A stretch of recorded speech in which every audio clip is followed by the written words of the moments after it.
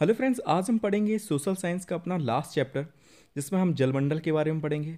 और इसका next topic होगा चक्रवात। ठीक है, चक्रवात और प्रतिचक्रवात। तो पहले हम जलमंडल के बारे में जान लेते हैं इस वीडियो में कि जलमंडल किसे कहते हैं, क्या क्या चीज़ें हैं इसमें, ये सारी चीज़ें देख लेते हैं।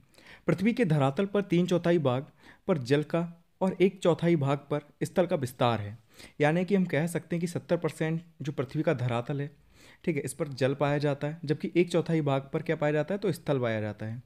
ठीक है, तो 3/4 भाग क्या है, जल है, और 1/4 भाग क्या है, तो स्थल है। पृथ्वी पर प्रचुर मात्रा में जल की उपलब्धता पाई जाती है, इसलिए इसे नीला ग्रह कहते हैं। ठीक है, आप खुद ही देख रहे होंगे कि 3/4 भाग, अगर आप क्या करते हैं, गोल वो बनाते हैं, गोला बनाते हैं, तो जो उसका 3/4 भाग है उसमें सिर्फ जल और जल पाया जा रहा है। ठीक है, जबकि 1/4 भाग बहुत छोटा होता है, इसमें स्थल पाया जा रहा है। ठीक है, तो आप ज़्यादातर इसमें जल पाया जा रहा है। अगर आप आसमान से देखते हैं, ठीक है, आकाश से देखते हैं पृथ्वी की तरफ, तो आपको क्या है, नीला ग्रह दिखता है, क्योंकि जल की वजह से दिखता है, क्योंकि जल इतना ज़्यादा मात्रा में पाया जाता है, इसलिए इसे नीला ग्रह कहते हैं। महासागरीय जल कभी स्थिर नहीं रहता। हवा के चलने से जल में लहरें या तरंगें उठती हैं। महासागरीय जल में 3 प्रकार की गतियां पाई जाती हैं। देखिए, महासागर का जल है, अभी इससे पहले हम पवन पढ़ रहे थे, तो मैंने आपको बताया था कि जो रेखाएं हैं, जो डिवाइड की हैं, जो वायुदाब की पेटियां हैं, उनमें हर जगह पवन चल रही है। ठीक है, पवनें चल रही हैं, कहीं पर व्यापारिक पवन चल रही है, कहीं पर स्थानीय पवन चल रही है। तो वो समुद्रों में भी पवन चलती है, और जब समुद्र में पवन चलती है तो वो क्या करेगी, जो लहरों को इधर से उधर करेगी। ठीक है, लहरें कभी स्थिर नहीं रहेंगी पवन की वजह से। ठीक है, आप देखते भी हैं, आपने कई बार बीच वगैरह पर गए होंगे तो आपने देखा होगा कि जो लहरें हैं वो हमेशा टकराती रहती हैं तटों से। ठीक है, तो वो किसकी वजह से, पवन की वजह से होता है ऐसा। तो यही है कि महासागरीय जल कभी स्थिर नहीं रहता। हवा के चलने से जल में लहरें या तरंगें उठती हैं। महासागरीय जल में 3 प्रकार की गतियां पाई जाती हैं। ठीक है, 3 प्रकार की गतियां पाई जाती हैं महासागरीय जल में। कौन कौन सी गतियां? तो पहला तो लहरें। ठीक है, इसके बारे में आगे पढ़ेंगे, इसे वेव्स कहते हैं हम लोग। फिर धाराएं, जिन्हें हम लोग करंट्स कह देते हैं। और तीसरा है ज्वार भाटा, जिसे टाइड्स कहते हैं। ठीक है, 3 चीज़ें हैं, 3 प्रकार की गतियां पाई जाती हैं, लहरें, धाराएं और ज्वार भाटा। अब इनके बारे में जान लेते हैं कि लहरें किसे कहते हैं। लहरें समुद्र की सतह पर पवनों द्वारा जल को ढकेलने की क्रिया के कारण बनती हैं। ठीक है, क्या होता है कि जो पवन होती है वो समुद्र की जो सतह है उसमें क्या करेगी, धक्का मारती है। ठीक है, जल पर। तो जल को ढकेलने के कारण जो बनती हैं, जो आपको देखते हैं कि जल गति करता है, उसी को हम लहरें कह देते हैं या वेव्स कह देते हैं। ठीक है, इनकी गति इतनी ज़्यादा नहीं होती। ठीक है, नॉर्मल गति होती है। अब इसमें क्या देखो, आपको नीचे एक फिगर दिख रहा होगा जिसमें आपको एक धारा दिख रही होगी। ठीक है, धारा का जो ऊपर वाला हिस्सा होता है उसे हम शीर्ष कहते हैं, जबकि निचला जो हिस्सा होता है उसे हम गर्त कहते हैं। ठीक है, ये चीज़ याद रखना कि शीर्ष हिस्से को, जो सबसे ऊपर वाला हिस्सा है उसे शीर्ष कहते हैं, और सबसे नीचे वाले हिस्से को गर्त कहते हैं। ठीक है, लहरों की लंबाई के हिसाब से ये बताया गया है। तो लहरें क्या होगी कि लहरें समुद्र की सतह पर पवनों द्वारा जल को ढकेलने की क्रिया के कारण बनती हैं। ठीक है, पवन लहरें कैसे बनती हैं आपको पता चल गया होगा कि जो पवन है वो क्या करती है, जल को ढकेलती है समुद्र के, जिसके कारण लहरें बनती हैं।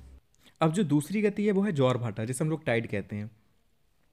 ज्वार भाटा वह विशिष्ट क्रिया है जिसमें सूर्य व चंद्रमा की गुरुत्वाकर्षण की शक्ति के प्रभाव से प्रतिदिन नियमित रूप से समुद्र जल 2 बार ऊपर उठता है और 2 बार नीचे गिरता है। ये चीज़ याद रखना कि जो ज्वार भाटा है वो दिन में 2 बार आता है।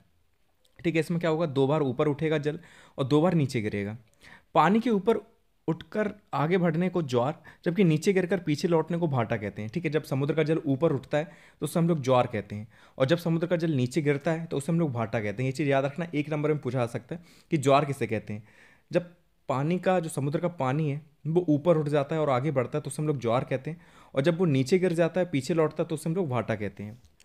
पूर्णिमा तथा अमावस्या के दिन जब सूर्य, पृथ्वी और चंद्रमा तीनों एक सीध में आ जाते हैं, उस समय दीर्घ या बृहद ज्वार भाटा आता है। ठीक है, अब होता क्या है कि आपको पता है कि सूर्य ग्रहण या चंद्र ग्रहण की स्थिति जब बनती है, तब होता क्या है, जब सूर्य, पृथ्वी और चंद्रमा एक सीध में आ जाते हैं। ठीक है, एक लाइन में, आपने देखा एक लाइन आगे पीछे एक दूसरे के आ जाते हैं, तो उस समय कौन सा ज्वार भाटा आता है, तो उस समय दीर्घ या बृहद ज्वार भाटा आता है, मतलब बहुत बड़ा ज्वार भाटा आता है। तो जो जल होता है वो बहुत ज़्यादा ऊपर खिंच जाता है, क्योंकि ठीक है, सूर्य की भी गुरुत्वाकर्षण शक्ति उसमें जुड़ जाती है, पृथ्वी की भी जुड़ जाती है। ठीक है, जिसके कारण क्या होता है, बृहद ज्वार भाटा आता है। इसके विपरीत जब सूर्य तथा चंद्रमा पृथ्वी के केंद्र पर समकोण बनाते हैं, तब निम्न या लघु ज्वार भाटा आता है। अब ये चीज़ भी याद रखना कि ये स्थिति कैसी बनती है। इसमें क्या होता है, सूर्य, चंद्रमा और पृथ्वी समकोण बनाते हैं। ठीक है, 90 डिग्री का एंगल बनाते हैं, तब कौन सा ज्वार भाटा आता है, तब निम्न या लघु ज्वार भाटा आता है। देखिए, नीचे दोनों स्थितियां भी मैंने आपको दिखाई हैं। एक में क्या है कि पृथ्वी बीच में है, ठीक है, एक तरफ सन है, फिर बीच में चंद्रमा है और लास्ट में आपकी पृथ्वी है। या कह सकते हैं कि लास्ट में चंद्रमा है, बीच में पृथ्वी, क्योंकि सूर्य तो अपनी जगह ही टिका है। ठीक है, सूर्य तो नहीं हिलेगा ना, सूर्य तो अपनी जगह पर ही स्थित है। चंद्रमा और पृथ्वी में ही अंतर होगा।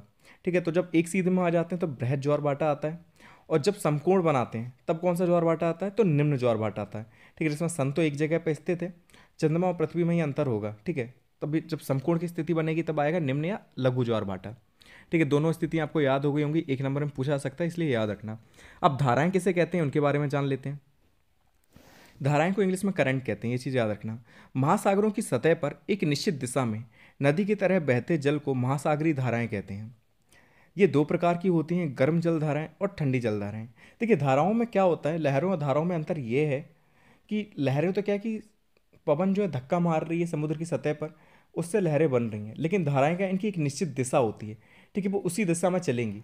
जैसे क्या कि कुछ एरिया फिक्स कर दिया कि इस एरिया में क्या है कि पूरब से पश्चिम ही हमेशा लहरें चलेंगी, तो उसे हम लहर धाराएं कह देते हैं। ठीक है, कि इस एरिया में क्या है कि हमेशा पूरब से पश्चिम की तरफ ही लहरें चलती हैं, तो उन्हें हम धाराएं कह देते हैं।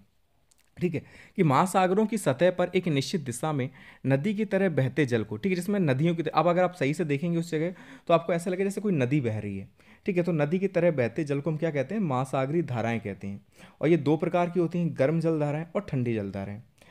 प्रमुख महासागरीय धाराएं कौन सी हैं, तो तापमान के अनुसार जलधाराओं को दो भागों में बांटा गया है, गर्म जलधारा और ठंडी जलधारा। अब देखिए गर्म जलधारा और ठंडी जलधारा क्या है, आपने कई बार सुना होगा लेकिन आपको क्लियर नहीं होगा अभी तक।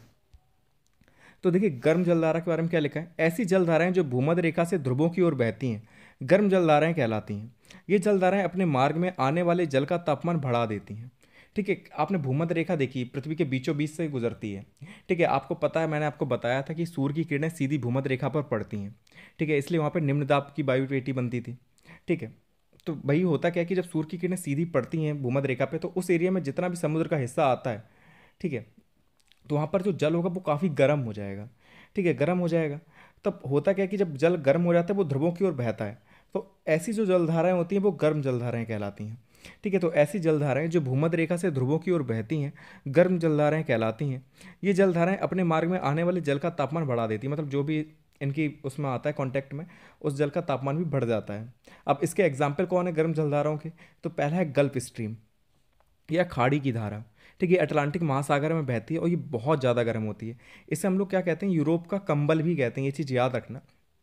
वैसे ये अमेरिका से होकर यूरोप की तरफ जाती है, लेकिन इसे क्या कहते हैं, यूरोप का गर्म कंबल कहते हैं, क्योंकि आपको पता है यूरोप बहुत ठंड, ठीक है, महाद्वीप है, बहुत ठंडा रहता है। लेकिन ये गल्फ स्ट्रीम इतनी गर्म होती है कि ये कंबल का काम करती है। ठीक है, दूसरा है क्यूरोसियो की जलधारा, ये प्रशांत महासागर में बहती है। और तीसरी है फ्लोरिडा। ठीक है, तो फ्लोरिडा की जो जलधारा है ये अटलांटिक महासागर में देखने को मिलती है। तो ये तीनों ही गर्म जलधाराएं हैं, और भी काफ़ी गर्म जलधाराएं हैं, उनके मैं बाद में आपको एग्जाम्पल दिखा दूंगा। ठीक है, अब हम ठंडी जलधारा के बारे में जान लेते हैं, इसे कोल्ड करंट कहते हैं। ध्रुवों से विषुवत रेखा की ओर बहने वाली जलधाराएं ठंडी जलधाराएं कहलाती हैं। ये जलधारा अपने मार्ग में आने वाले जल का तापमान कम कर देती हैं। अब इनके एग्जाम्पल क्या है, देखिए जस्ट अपोजिट हो जाएगा। ठंडी जलधारा में क्या है, गर्म जलधारा में क्या हो रहा था कि हम विषुवत रेखा से कहाँ पर आ रहे थे, ध्रुवों की ओर आ रहे थे। लेकिन ठंडी जलधारा में क्या होगा, जो जल होगा वो ध्रुवों से विषुवत रेखा की तरफ जाएगा, क्योंकि आपको पता है कि ध्रुव बहुत ठंडे हैं, वहाँ पर हमेशा बर्फ जमी रहती है, तो यहाँ पर जो जलधाराएं होंगी वो हमेशा ठंडी होंगी। ठीक है, अब यहाँ से जो जलधारा विषुवत रेखा की तरफ जाएगी वो हमेशा ठंडी जलधारा होगी। अब ये जलधारा क्या करती है, अपने मार्ग में आने वाले जल का तापमान कम कर देती है। इनके एग्जाम्पल हैं आपकी क्यूराइल जलधारा जो प्रशांत महासागर की है, और दूसरी है लैब्राडोर जलधारा, ये एक अटलांटिक महासागर की है। ठीक है, ये दोनों ही ठंडी जलधाराएं हैं। तो हमारा ये टॉपिक यहीं पे कंप्लीट होता है। हम अपने नेक्स्ट टॉपिक में चक्रवात और प्रतिचक्रवात के बारे में पढ़ेंगे, जानेंगे कि चक्रवात और प्रतिचक्रवात में क्या अंतर है, कैसे ये आते हैं, ये सारी चीज़ें देखेंगे। ठीक है, अब एक वीडियो जो शॉर्ट जो बनेगी वीडियो, उसमें मैं आपको बता दूंगा कि कौन कौन सी गर्म जलधाराएँ हैं और कौन कौन सी ठंडी जलधाराएँ हैं। ठीक है, तो वो भी आपका क्लियर हो जाएगा। और एक शॉर्ट वीडियो में मैं आपको बता दूंगा कि कौन कौन सी विंड कहाँ कहाँ पर चलती है। ठीक है, उसके बारे में बता दूंगा। ठीक है, तो आपका जो ज्योग्राफी का ये लास्ट टॉपिक है। ठीक है, ज्योग्राफी इसके बाद कंप्लीट हो जाएगी। तो फिर मिलते हैं नेक्स्ट वीडियो में। Thank you so much for watching this video.